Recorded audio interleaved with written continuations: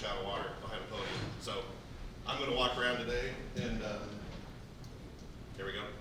Hope you can hear me, but great to be here with you today. Thank you, Joe, for all that. I noticed no board members immediately resigned after hearing that, so I think we're doing okay. But thanks for coming here today. We have a great partnership here with the MGA, and we're happy to be with you today. I'm Chris Barron. I work with our clubs.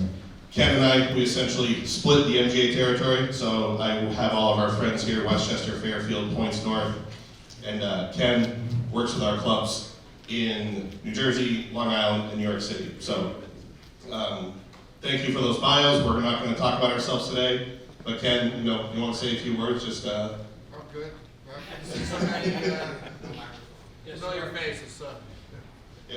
Ken and I, like good golf partners, we ham and AD, so Ken spoke last time, so I'm going to take care today, but obviously any questions, especially as we get through this, Ken's going to jump in. So just a real quick background about who we are and what we do. We are based in Boston. I live in Boston. For the first time, I think, in history, we have a lot of commonality amongst our sports teams. They all stink, right? Red Sox, Patriots, Yankees, Giants. I don't know who has a better path to the future, but pretty rough times here for football fans in the Northeast. But we've been around since 2009. We collect data from about 1,000 clubs. I'll get to our MGA footprint here in a second. And we're just trying to help clubs move forward with data, making decisions based on what we know, trying to elevate fact over opinion in the boardroom. There's no opinions at the club, right? None. Okay, good. And we have a series of tools that really embody this, what we would call data-driven leadership across all aspects of the club. We have about 52 club partnerships in the MGA. It's a really robust relationship. Just to give you an idea of the layout of our clubs that we work with. Basically split, kind of Ken and I, between about half the clubs are the clubs that I work with, and the other half are with the clubs that Ken works with. So today we're going to kind of do some quick hit stuff. We've got a lot of data, really just to kind of drive dialogue. We want questions, we love questions, as alluded to earlier. We would love a discussion, especially if something arises that, usually if you have an issue at your club, someone else probably has the same issue, because we find that these are very consistent across the industry. So we're going to touch upon quickly about vision and budgeting, right? Do you have a vision to begin with? And if you do you fund it? Do you fund your vision through operating and capital?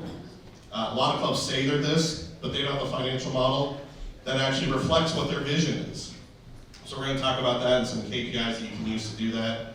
The two approaches to capital planning, we do a lot with capital, but the problem with capital planning in many clubs is that they view it in a manner of an episodic approach.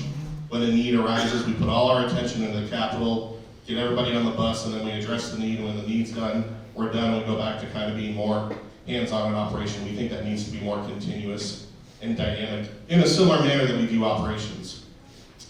To piggyback on the work that Joe and his team done, the Club Trends piece, we just had a piece on banking, on food and beverages amenity. It's a common talking point with us at CB, but we have some new data that really reflects that.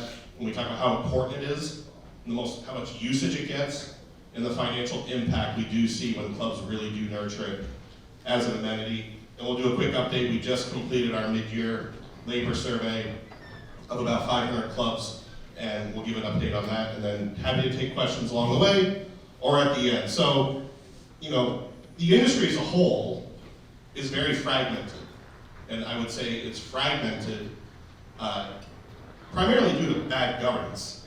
Not to broad brush it, but clubs lack overall effective governance. We have a high turnover. We flip over our board, 3 in, 4 out every year. Our whole board flips every 3-4 years. Many clubs have a 1-year term, and it takes that club half the year just to get everybody online, and the next thing you know, we got 6 months left to govern the year. We never get ahead. We never get to get anything done. There's no continuity in board, so it leads to a very fragmented structure where we tend to kind of yin and yang. We go in this direction, and then we get a new board, a new president. Oh, we're going to go this direction, and we just oscillate over a period of time. And we're just trying to help clubs govern in a manner that we're using fact and process across the whole club. The board, senior management, our committees, to really govern in a strategic manner, but more importantly, in a manner that we're using data to make these decisions and not our opinion or our emotions.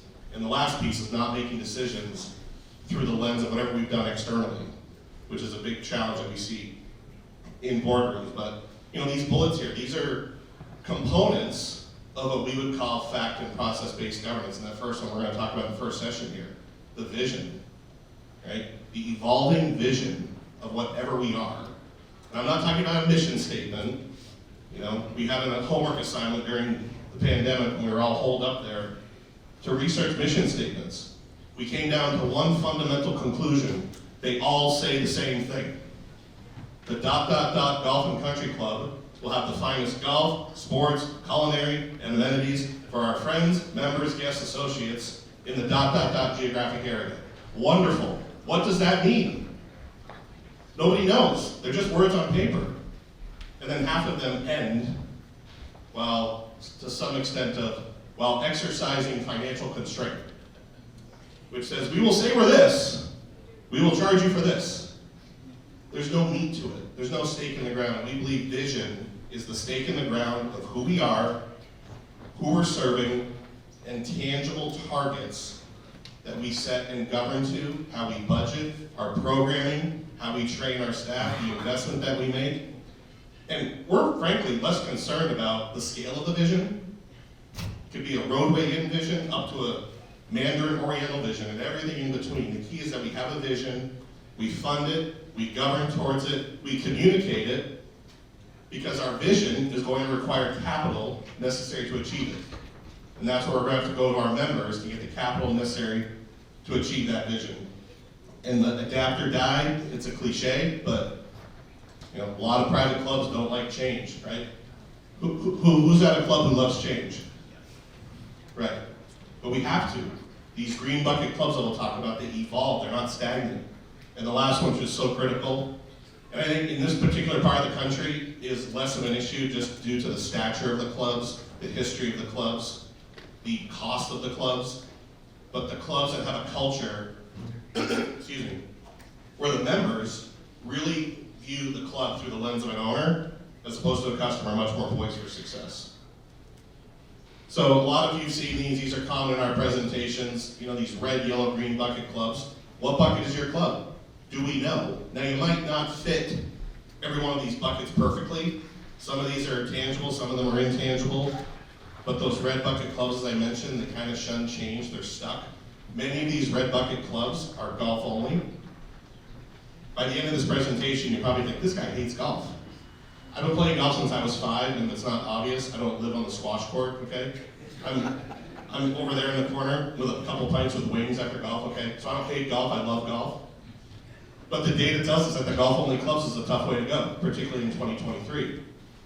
So then you get the yellow bucket clubs, which is now like another half of the industry. And they're just kind of flat. They're not really strategic, they kind of bounce back and forth. They got half the members who say, I don't care what it costs, I'll just write a check, how much do you need?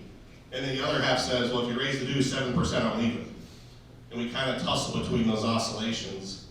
And then you get the green bucket clubs that are growing with purpose, they're dynamic, they invest, healthy balance sheets, members thinking like owners, pride in investment, wanting the club to thrive, wanting the club to be successful, wanting to have that culture of saying, boy, in my 20 years, this club has gotten so much better. As opposed to a red bucket mentality, you might say, over 20 years, my club has gotten so expensive.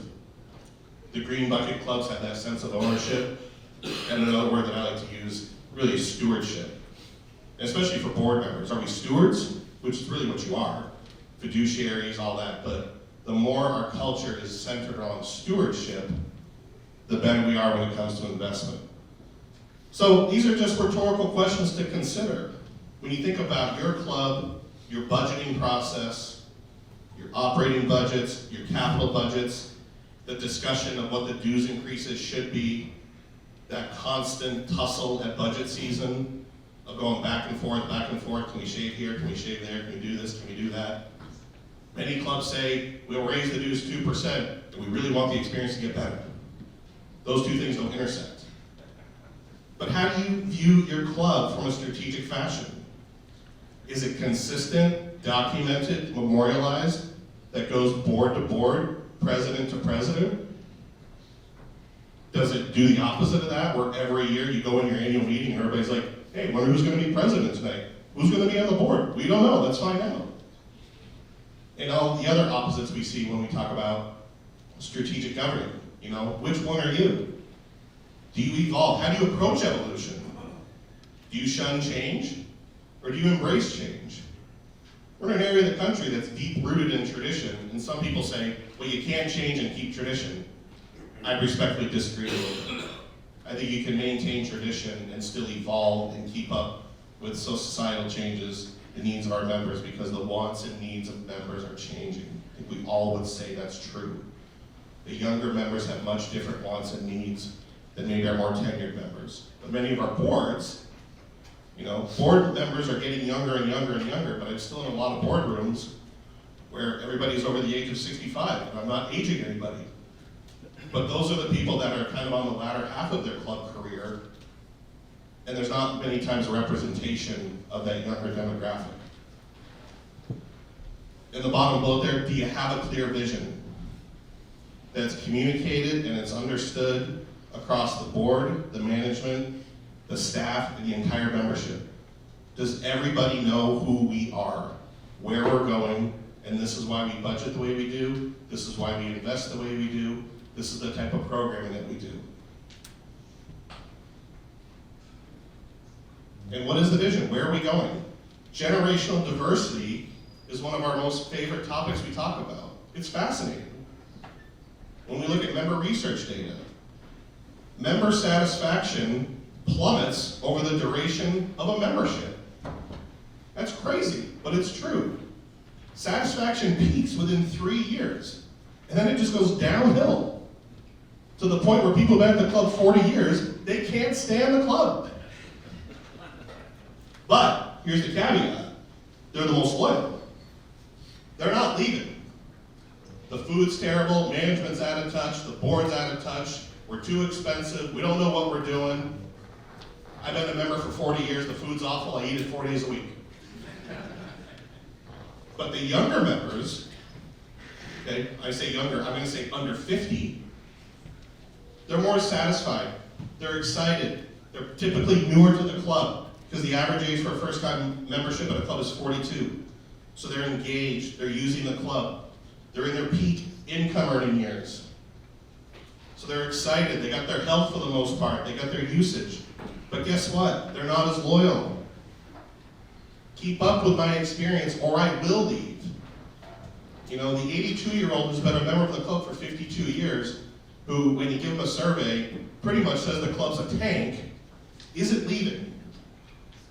So how do we address generational diversity? Some clubs now are going to have to cater to up to 5 generations. Are we going to broad brush net programming for all 5 generations? Of course not. How are we going to generate the capital necessary to achieve our vision, which we're going to talk about here in a second? We believe success requires that enduring relevance. And I would say one of the benefits is, of all areas of the country, you know, this particular area has probably the most compelling list of clubs in North America. Enduring relevance, enduring tradition, many, many major championships in this area have been hosted, many, many top 100s, but that doesn't always correlate to financial success.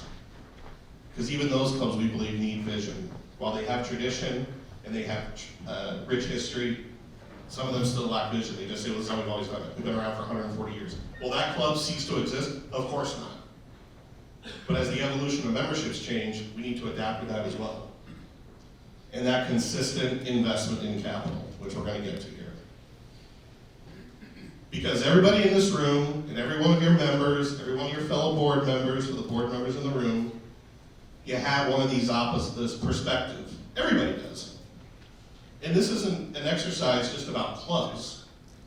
This is an exercise you can apply to anything. I live in Boston. If I have to fly to Florida and I fly Spirit, I hope I get to Florida alive. I'm not flying Spirit for a great experience. I'm flying Spirit because it's the most efficient way to go from Boston to West Palm. If I want a really good experience, I'll fly JetBlue if their TVs will work, or fly Delta or whatever. But it's probably gonna cost me 7, 8, 9 times as much. Just like I'm not flying Delta or JetBlue because it's the most efficient way to get to Florida. You can make this analogy for the cars we drive, the homes we live in, where we go on vacation. So let's put it to the club. There's a perspective in every club by some members that think the club should be driven by efficiency. It's a price over value view. Don't lose money in food and beverage. Keep as few employees as possible. Centered on operational governance. Priding ourselves on efficiency and efficiency. Now when I say I sound anti-efficiency, I don't mean waste money. I also don't mean we shouldn't be mindful with our vendor contracts, our budgeting, how we strategize our labor and our expenses. Of course, it's all part of management. But I don't know of anybody who's ever stood up and looked me in the eye and said, I joined my club because I heard it was efficient. I shopped around and I heard we had the lowest food costs, so I wrote a $100,000 check. But then in the grill room, first tee, locker room, what do we talk about? Efficiency. We get too many people, this and that. The make this place great view is the opposite of that. The make this place great view says, I will pay more to get more. I will pay more for the goods and services and the experience that I want. Now, how do I know what's the experience I want? Because I don't know. Has the club cultivated it? Has the club communicated it? Has the club asked me? But I will pay more to get more. It's a value over price view. Now, we're sitting here in the MGA where the median dues of these 52 clubs is about 13 grand. The median initiation is close to 70. Most of your clubs, nobody's joining because it's cheap. Joining for an experience. You're being driven by your members to provide value on your experience, not value on your price. Because if clubs competed on price, the clubs with the lowest dues, the lowest initiation would be the most successful. It's the opposite. The clubs with the highest dues, the highest initiation, highest expenses have the most members and lowest turnover. But we tend to think in an efficient manner, particularly when it comes time to budget season. Management says we need an 8% dues increase, and in many cases, the more we have that efficiency view, the pushback is 3, but do 15 more weddings. Does that sound familiar? And guess what happens? We raise the dues 3%, we do the 15 more weddings, we still break even. But we're breaking even through non-dues revenue, which we're going to talk about here.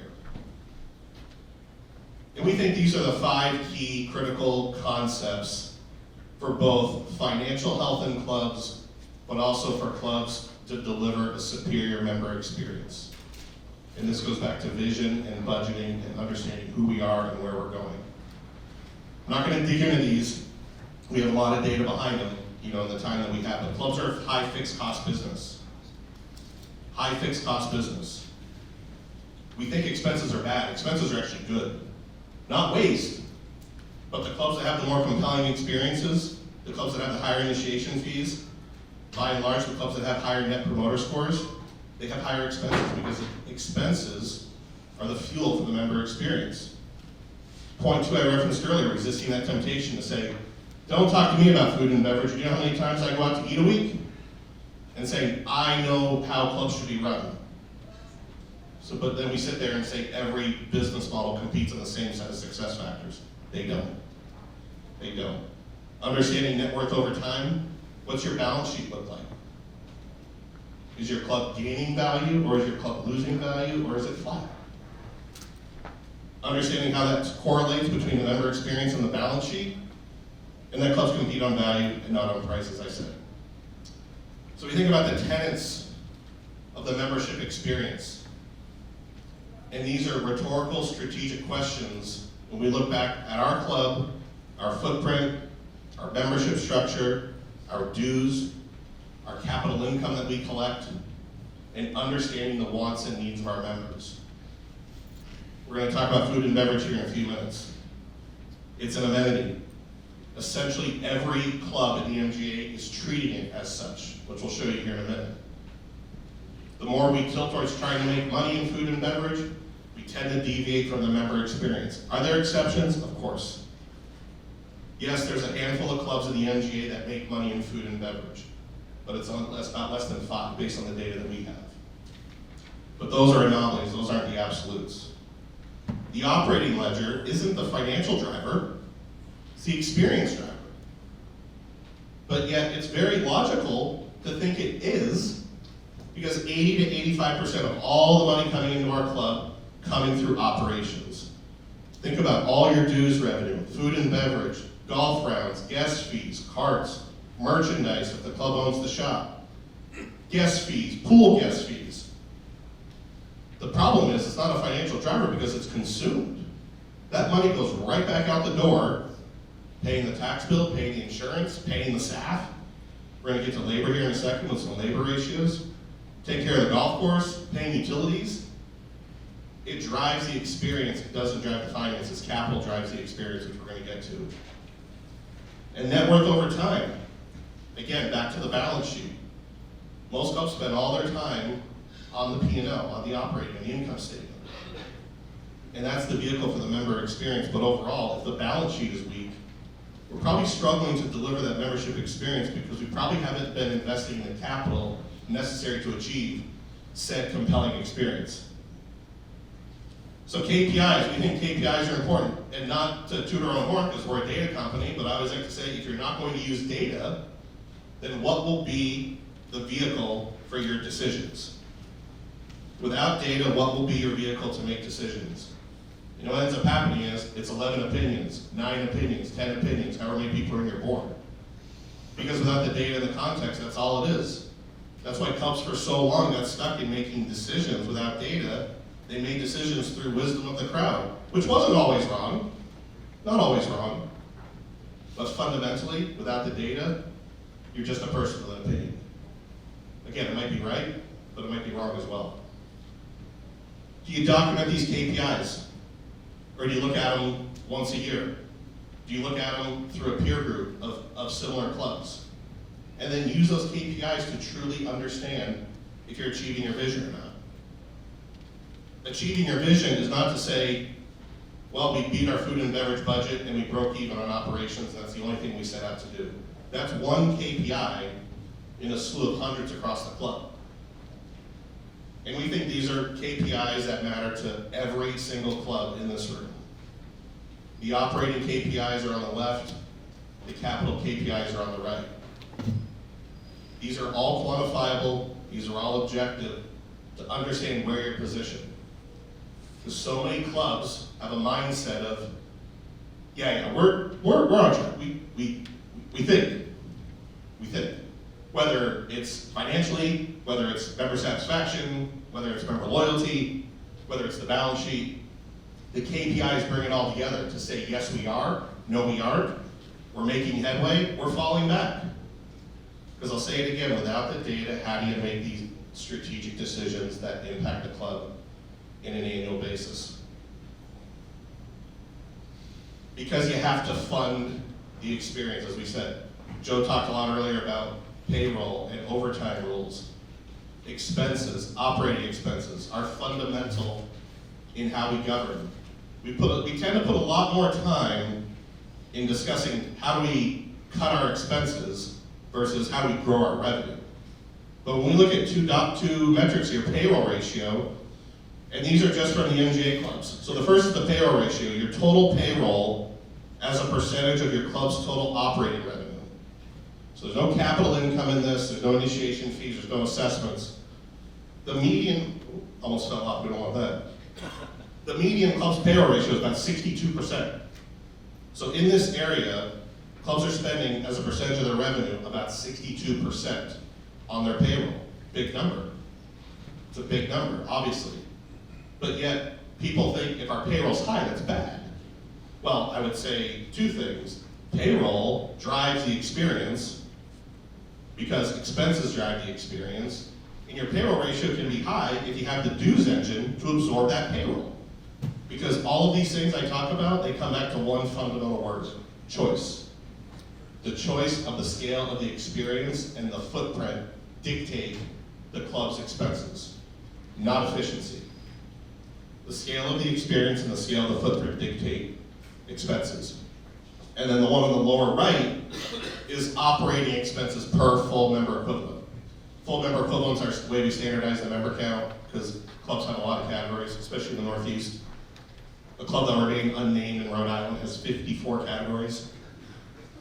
Literally has a culture of, I like to say, a seat for every membership butt. What do you need? We got a seat for you.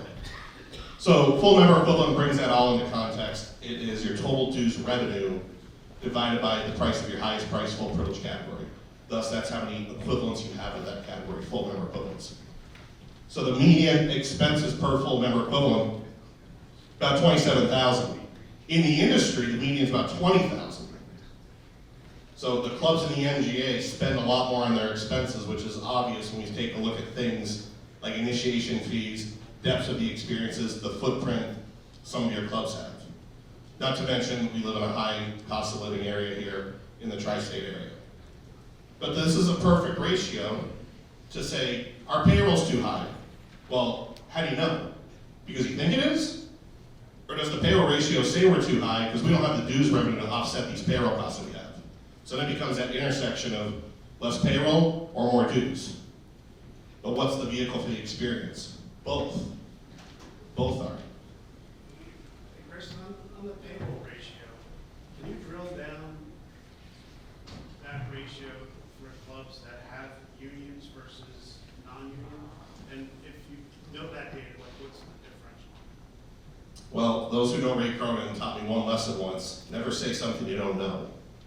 And I don't know the difference, but we can track it. In our platform, we have a way to track union or non-union. Anecdotally, I would say those clubs have. Ken, do you have any? You have some union clubs. Do you have I any? do, yeah, and it mirrors what we see in the general industry, but it really depends on the CBA for each club too. There are some outliers based on the collective bargaining agreements that are in play. So we would need to be aware of that. But generally speaking, it's very close to that, and the dues engine still funds that, whether it's a union contract or not. So you look at these pillars.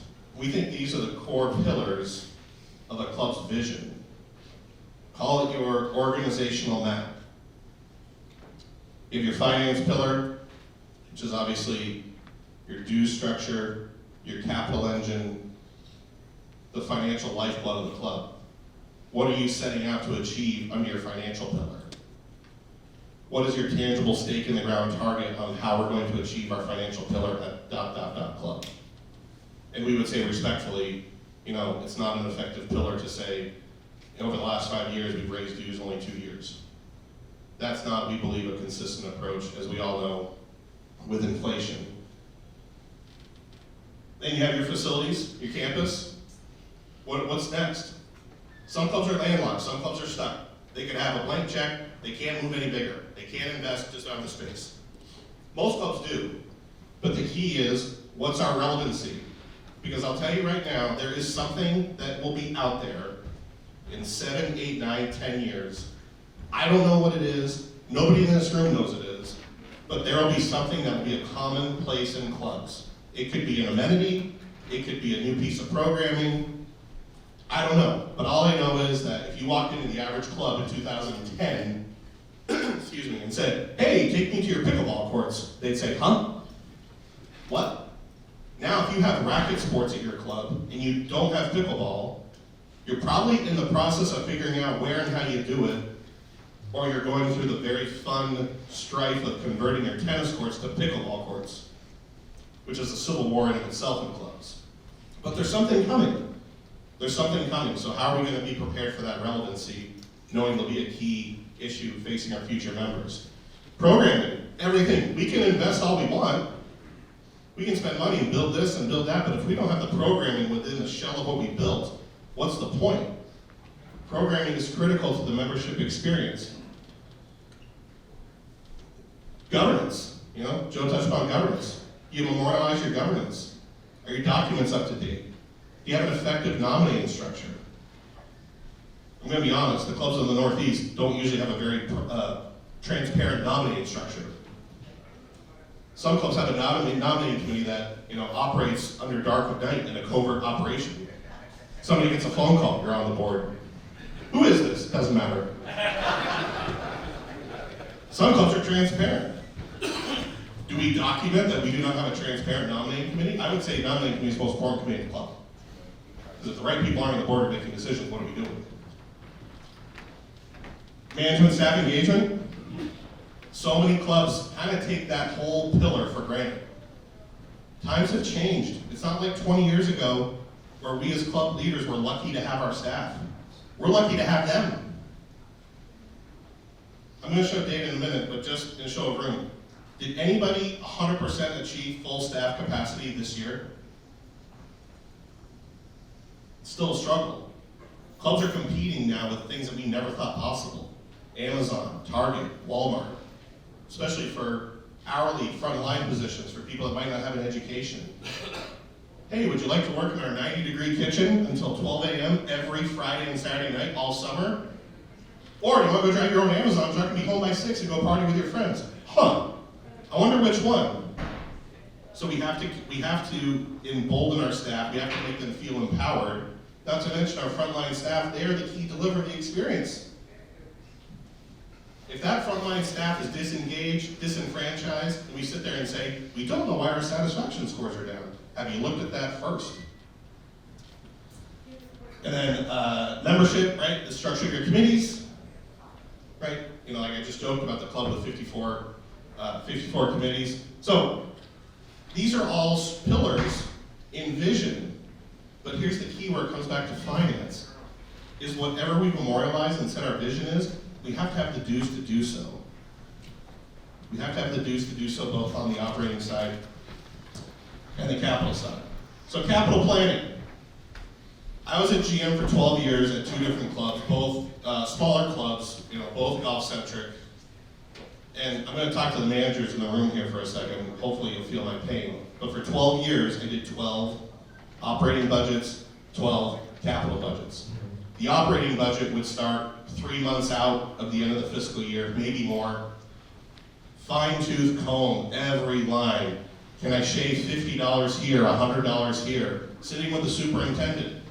Hey, can you save me $1,000 on your $1.4 million budget? Same with the chef. Because I have to present a budget that's breaking even, but I only had 2-3% of dues increase to work with. So we go through it. Go to the board, go to the finance committee, budget meeting. Who the manager's favorite meeting is when you present the budget? 4 hours, meat grinder. Why do we need this? How can we do this? Blah, blah, blah. Finally, the budget gets approved. Great, can we talk capital? I've got about $12 million coming in and going out for the next 10 years. No, we're good, whatever you think. Whatever you think. We just spent 45 minutes because you didn't want to give the sous chef $4,500. So clubs do a poor job at a governance level of capital planning. So if we could channel a fraction of the time that we spend on operations, on the P&L, and devote that to capital, clubs overall will be in a much better position. Because clubs manage operations well. Managers manage operations well. They manage expenses. Operations are a break-even entity. They're not a profit center, which we'll show in a second. The quote profit is capital. And I'm going to show you some slides here that I hope if you look back and if you think you're talking too much about operations at your club, some very compelling data points to probably say, you know what? Probably swimming out of our lane here a little bit, because there's nothing to talk about here. And what I mean by that, not that there's nothing to talk about, because the experience is critical, but this expectation that operations are going to deliver a financial driver. They're not. Because clubs overall treat capital, as I said at the start, in a reactive manner. And I would say, irregardless of your perspective on capital and investment, you could be pro-investment, we got to build, we got to evolve, we got to keep up. You could have the perspective of everything's fine, we don't have to do anything. You could be for debt, you could be against debt. You could be saying we got to ask the members for more money. You could say we can't ask the members for more money. At the end of the day, the needs are coming. The needs are coming. It's like the assembly line. The capital needs are coming, irregardless of where you are on that spectrum. Recognizing that, what's the plan for the needs? Clubs are capital monsters. Clubs are capital monsters. The median club in the MGA has $40 million of assets. $40 million. So when I say clubs are capital monsters, I mean it. These are multi-million-dollar enterprises. Multi-million-dollar enterprises that require an immense amount of capital. Just that median club, $40 million of assets. The capital-intensive ratio is a new metric that we talk about. Clubs are a capital-intensive business.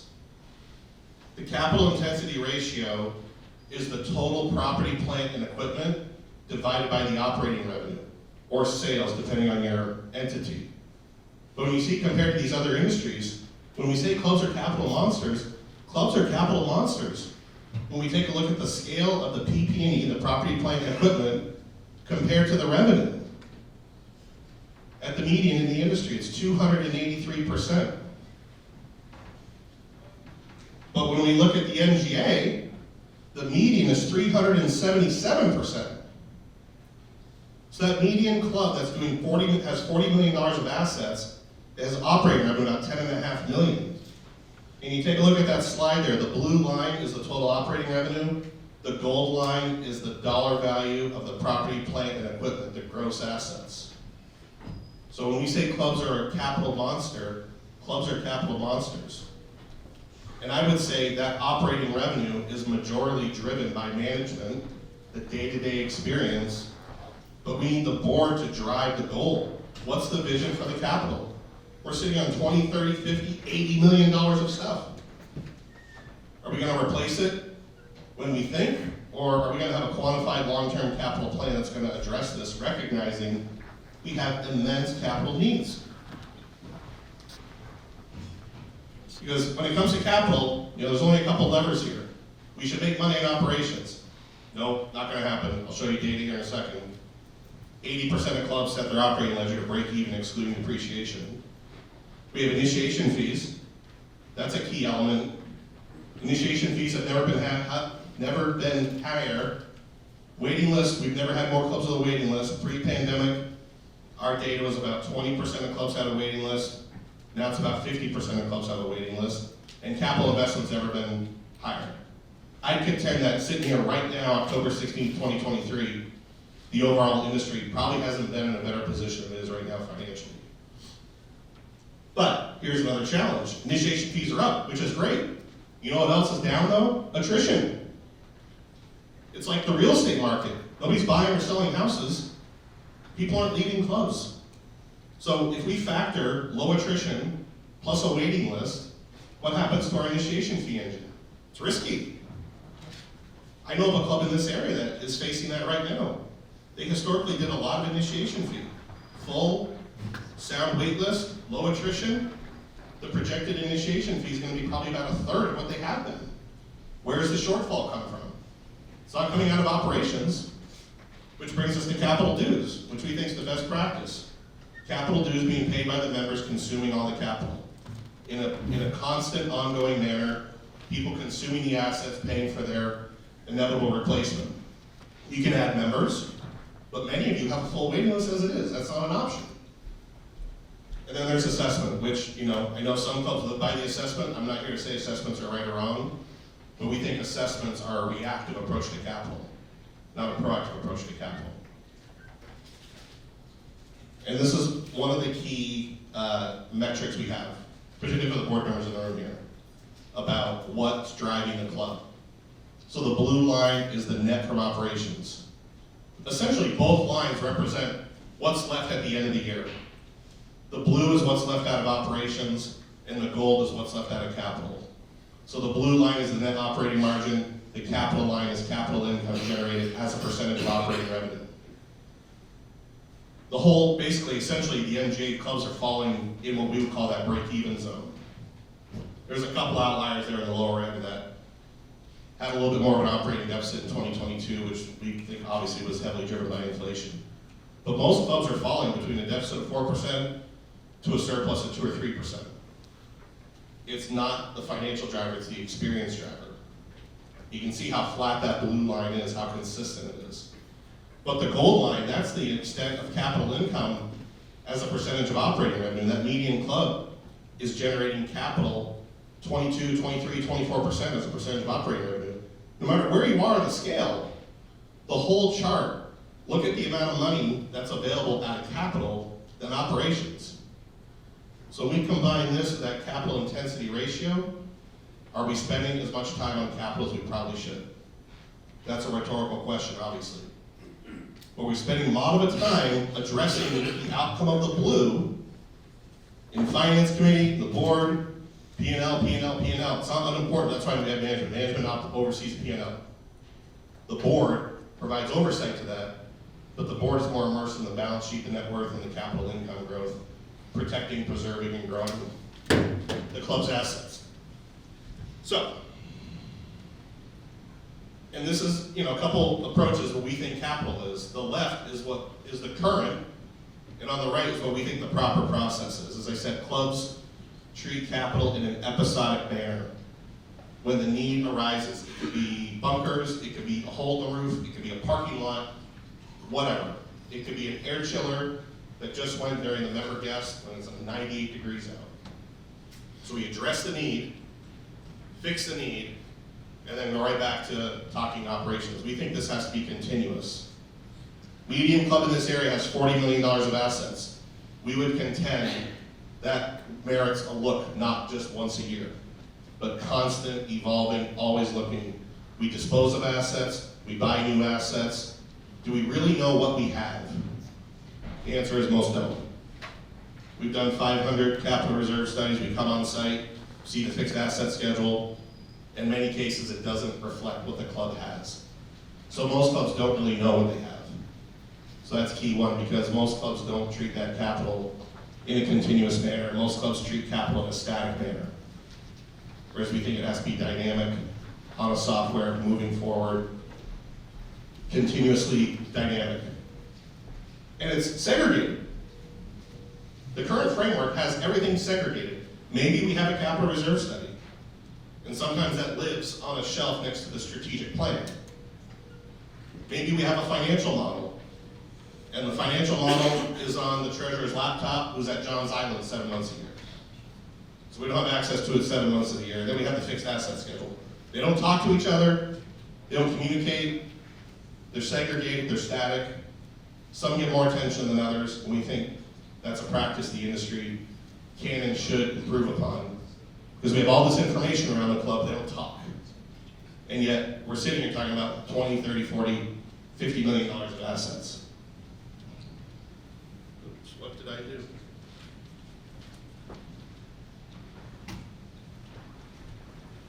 Just run out of presentation. Yeah, sensitive buttons, my goodness, all right.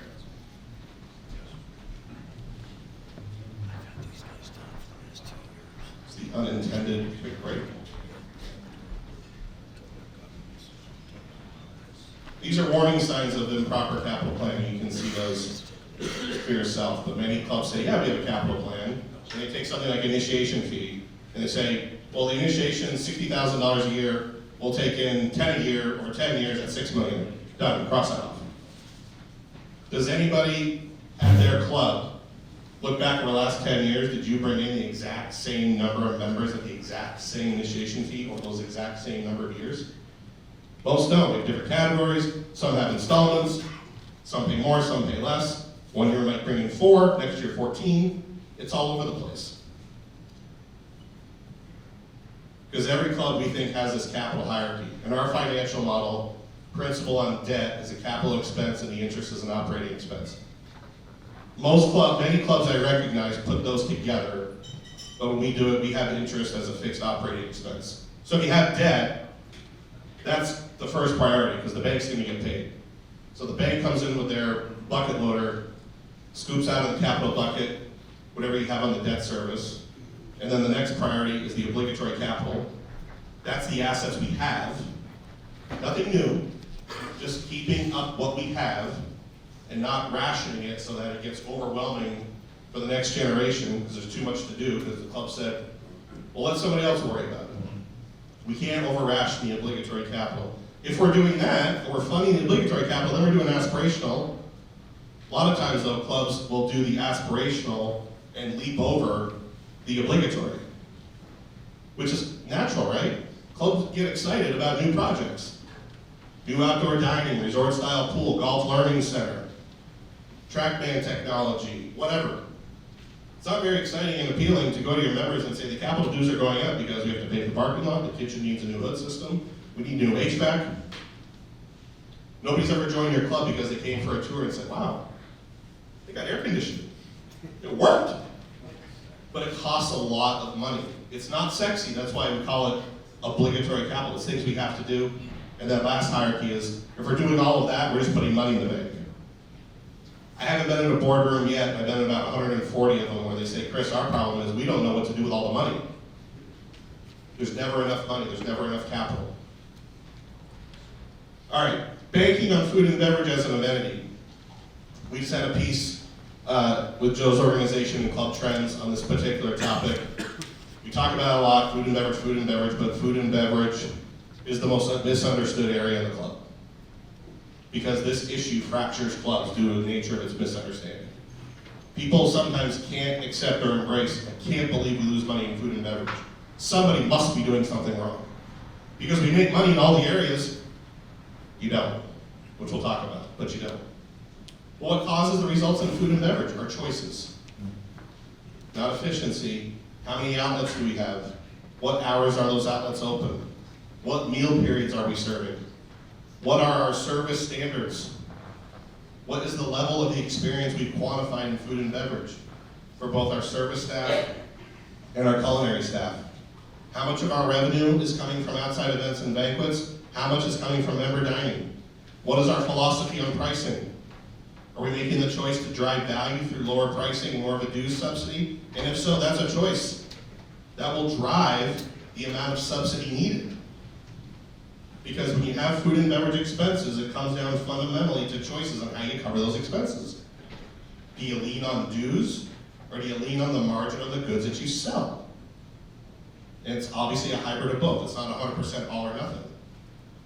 But choices dictate how we have a financial outcome here in food and beverage. Now this is data from our survey database from 100,000 member responses all over North America.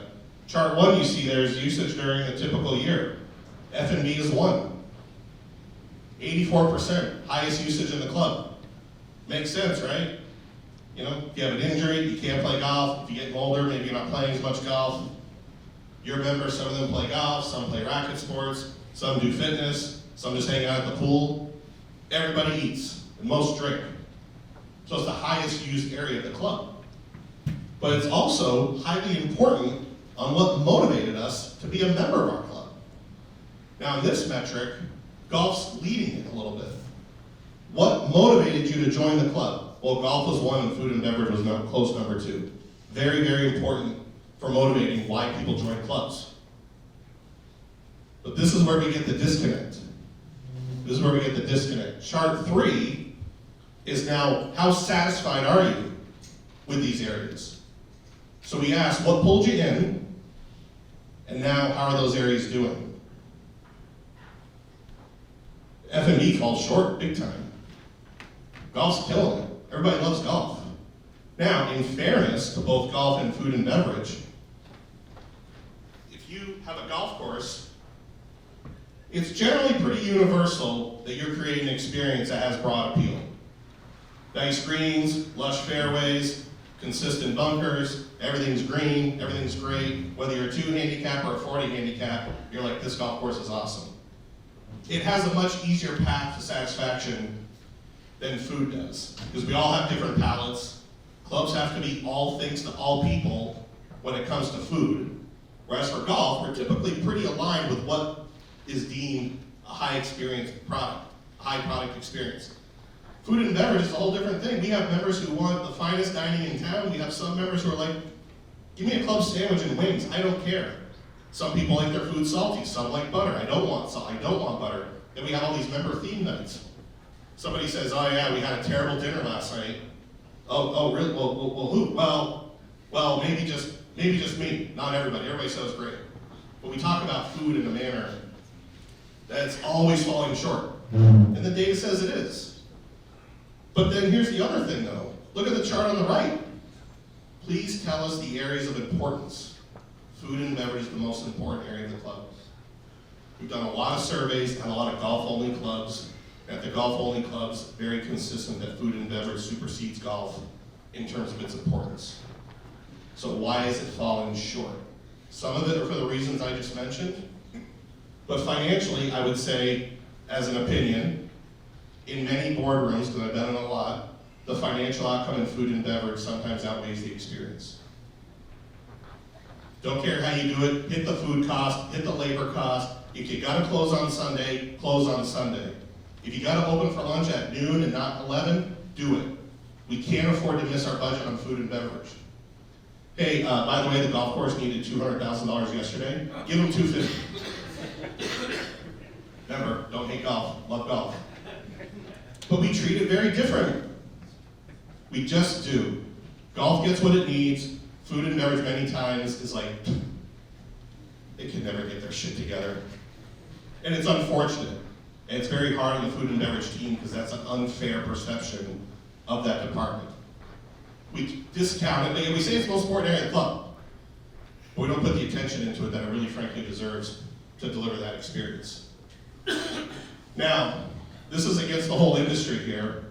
The top chart you see is the net food and beverage profit or loss as a percentage of dues revenue.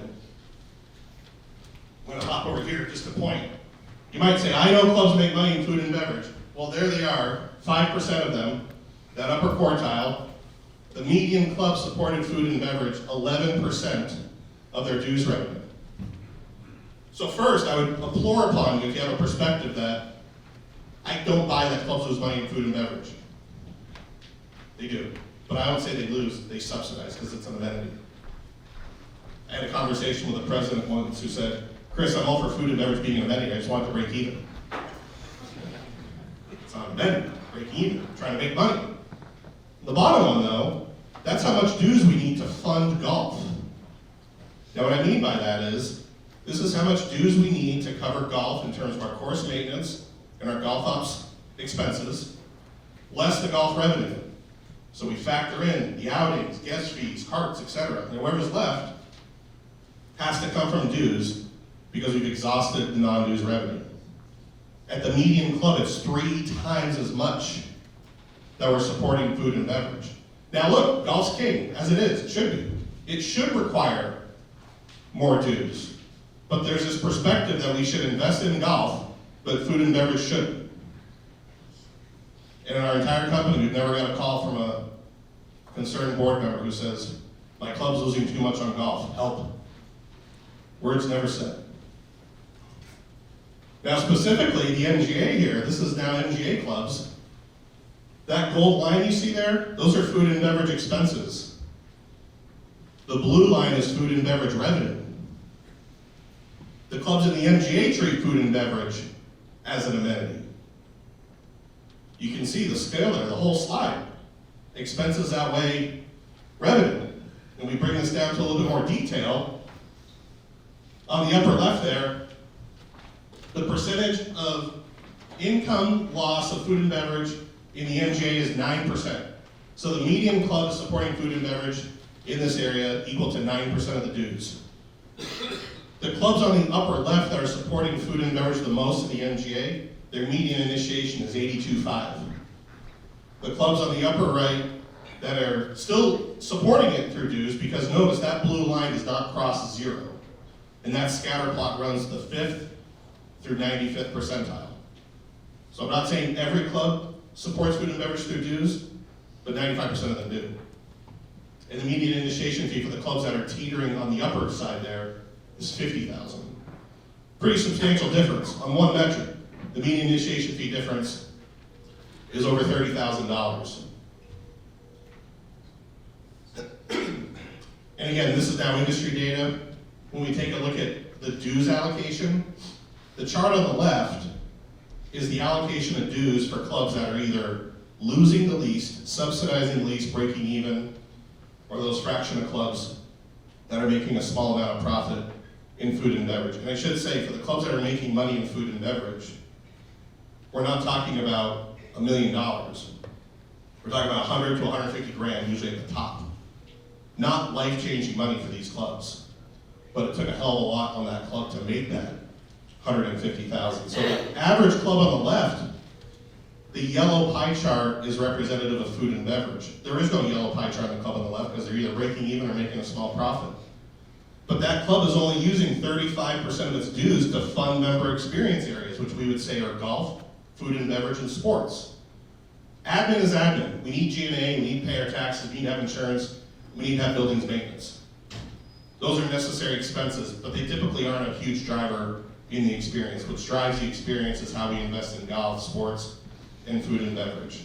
So those clubs don't have enough dues revenue, so they're subsidizing it and keeping their dues down, but they need more dues to cover their overhead. Only 35% is going to the experience areas, whereas the club on the right, who's investing more in food and beverage, they're having more than 50% of their dues go towards programming.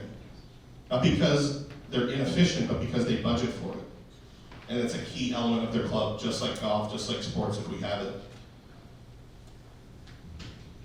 And this is just, again, the industry data here. These are quartiles separated by how clubs perform in food and beverage.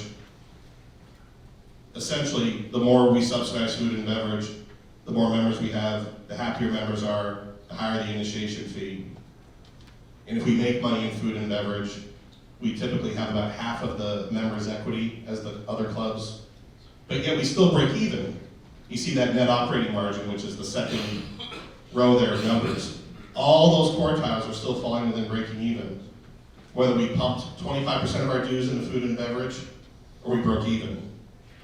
Because that one budgetary action is a primary driver as to what the dues engine needs to be, to the analogy I said earlier. We need to raise them 8, no, raise them 3 and do more weddings. Okay? We'll still break even, but it's going to be a matter of what pocket you want the money. You want the money out of the members' dues pocket, or do you want the money out of the non-dues revenue pocket? All right, quick wrap up here on labor, which is still a prevalent issue in clubs, not to the extent that it was last year, but inflation is still very real. And this is just a profile of the respondents. I know where we are, we're kind of split. We put Connecticut and New England. We have obviously New York, New Jersey in the Mid-Atlantic, so I'm going to show you just the Mid-Atlantic data. But we had 63 clubs in the Mid-Atlantic participate, which is essentially New York out of DC. So a pretty good representation, and you can see on the chart on the left, that's the respondents by club type. Excuse me. But about 500 clubs participate. And one of the questions we asked, I just asked earlier, how did you staff this year? How did it go? How did your optimal staffing versus your actual staffing go? A lot of red numbers. A lot of red numbers. So clubs had more staff and less open positions this year, but still significantly less than where they'd like to be. Which led to a lot of clubs coming in under budget on some payroll. And everybody's like, great, this is awesome. You know, and management's like, not the way we crafted it. This wasn't intended. So some of those operating results were unintended consequences of not having our labor fully staffed. So an improvement, but still the vast majority of clubs are saying we're not even close. We're better than last year, but we're still not even close when it comes to optimal staffing. And then this is the Mid-Atlantic here, and you're all going to get these so you can take a look. But the wages went up last year, 10, 12, 15% in some positions. This year it's about half of that.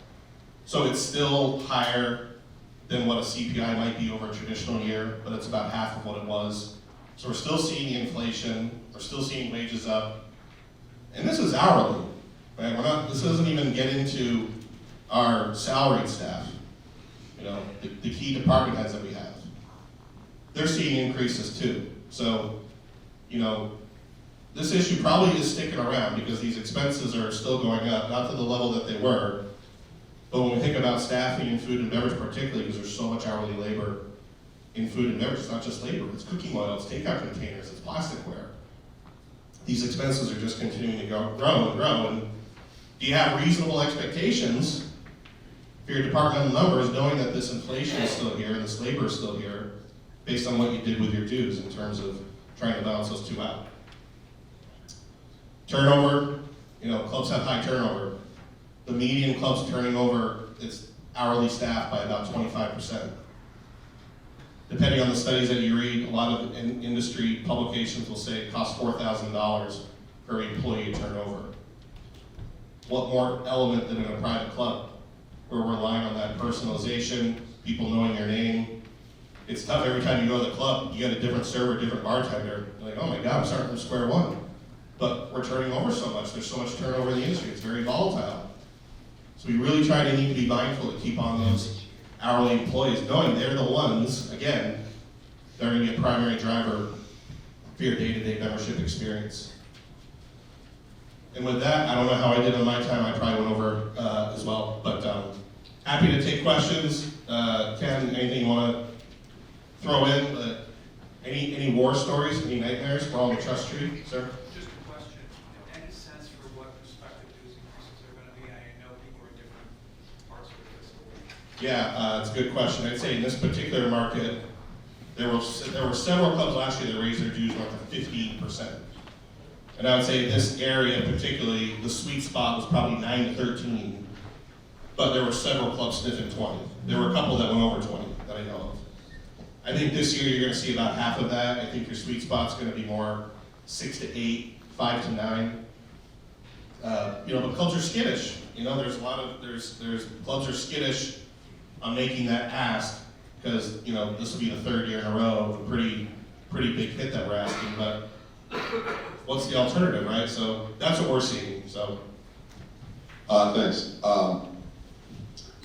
At the front end of your presentation, you talked about having a vision, and the discussion about food, golf, and I wonder if one of the first vision discussions is, do you believe in a user pay model or a member pay model? It being the idea that you charge for services that people actually use as one approach versus paying a high due, levying a high dues fee and kind of working off of that budget. Like, I know, like golf, it'd be really interesting to see your chart to say, what are your golf costs if you are happy with greens running at 13 versus 12 versus 11 versus 10, right? Their maintenance costs in Great Britain and Ireland are a lot lower because they don't obsess over fast greens like we do. So, that's actually a hard cost. The food issue, I think, is really interesting to me because the question we always have asked ourselves is, do we want to make the general manager accountable for a return on investment on food? Or do we want to make the board accountable for a higher dues increase? Because when you put out a big dues increase, nobody's going to talk to the general manager about that. They're going to talk to the board about that. When you put out food costs, that kind of hits the general manager. So just the idea of users paying versus spreading it like jam across all the membership. Yeah, I would say it's not a right or wrong, but we're kind of fans of a more equitable approach, that it's all in the dues. And the more we rely on usage, you end up taxing the heavy users to subsidize the club for everybody else. Particularly in food and beverage, right? We see that a lot with like a service charge model. Some clubs have a per chick gratuity that every Miller Lite and cheeseburger you eat, boom, 18, 20, 22%. Some clubs don't. Some clubs have none, which is small.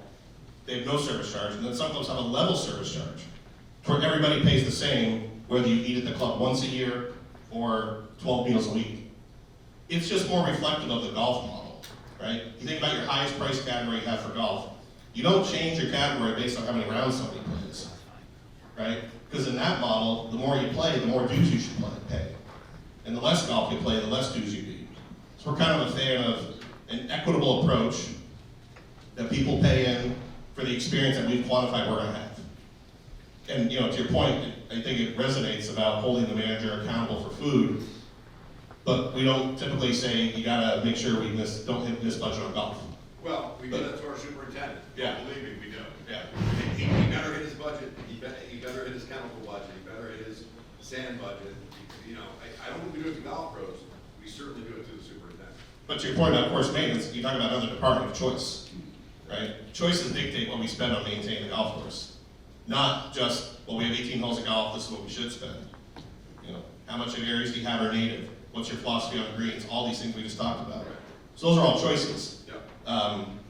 But usually, there's not a lot of resistance. If the superintendent comes in and says, listen, I'm over budget, but the golf course is great, most people are gonna be like, worry about it. You know, the GM says, we're gonna miss food endeavors by $100,000, you know, pack up your stuff.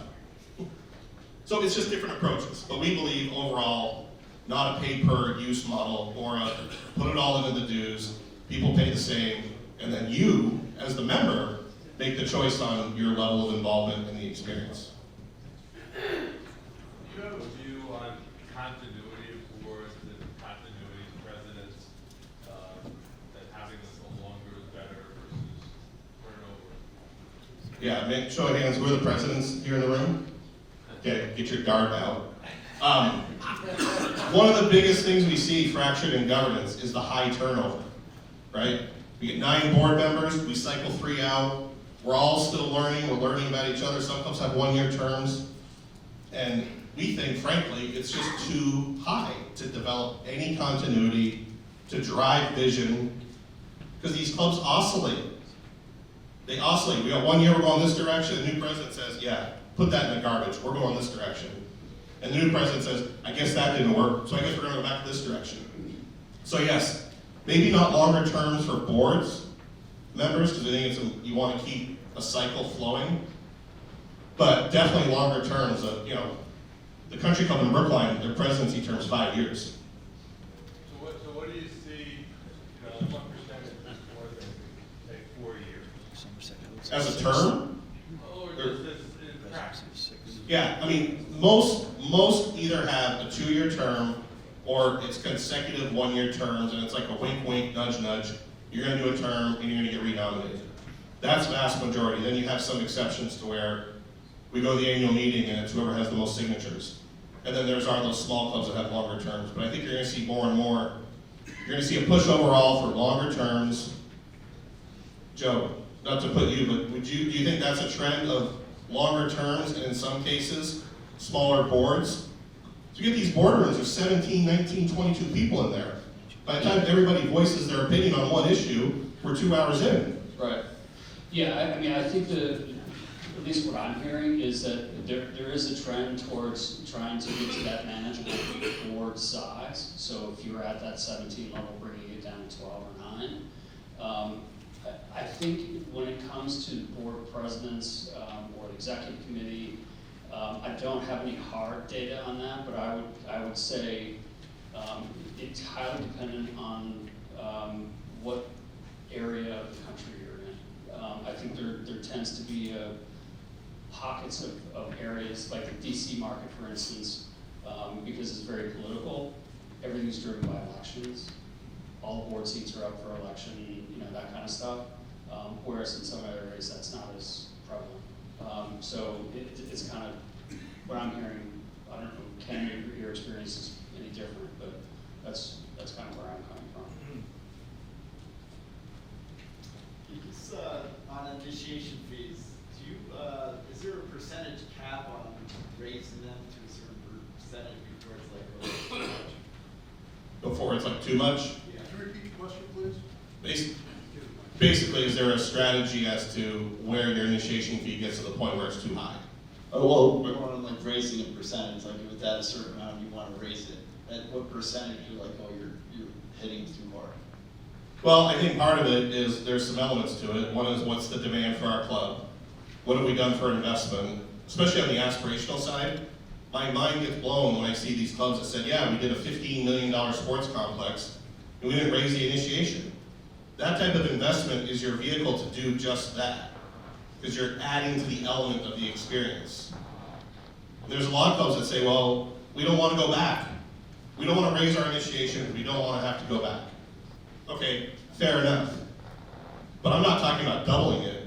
But I have clubs who are 90 grand, and they say, well, we talked about going to 100, but we don't want to have to go back to 90. And my view was, if somebody will pay 90, they'll pay 100 to get into your club. If you're keeping the experience up and you have that waiting list, and people are, I want in. But yeah, I think you want to be mindful of your market to a point, but what is the vision on the experience, and this is what it costs, and this is part of the value proposition that we're driving. Just one other thing on that. In raising your initiation and you have an assessment going in, is that typically added on to a person coming in? I mean, I think if you're doing an aspirational project where you're doing an assessment, I I think it's logical to tack that on to the new members coming in, because they're gonna reap the benefits of it. I would disagree on passing on an assessment to new members for, you know, renovating your grill room. Because those people had nothing to do with consuming it. So if they like, let the new members pay for it. Well, you consumed it. So I would say if it's new, tack it on. If it's obligatory, you know, I think you bear the burden of those current members. Sir, I know you. Oh. I just have one, can I just ask one quick question? Do you have any insights into how board, or how memberships are being engaged, whether it's surveys on satisfaction of the club, the golf course, focus groups, just if there's any benchmarking thoughts on that? Yeah, I mean, we think you need to survey our members every year. A lot of clubs will do a survey, and they'll do one every, say, 5 years. And I would say, how do you benchmark that once every 5 years, knowing that within those cycles of surveys, you're gonna have members come and go? So the annual approach is the most consistent, knowing that we're consistently getting that feedback in a consistent manner, so we can actually track our progress. And I would say the same with the employees too. You know, those employee surveys, we just talked about 25% turnover. If I was in leadership, that would be one of my front center issues is, what's our turnover, and if it's high, we have to lower it. But yeah, we would definitely think, you know, you want to survey every year, because again, survey once is great, but to do it once every, say, 5 years, we just don't think it gives you a foundation to do anything with the data materially. All right, thank you very much.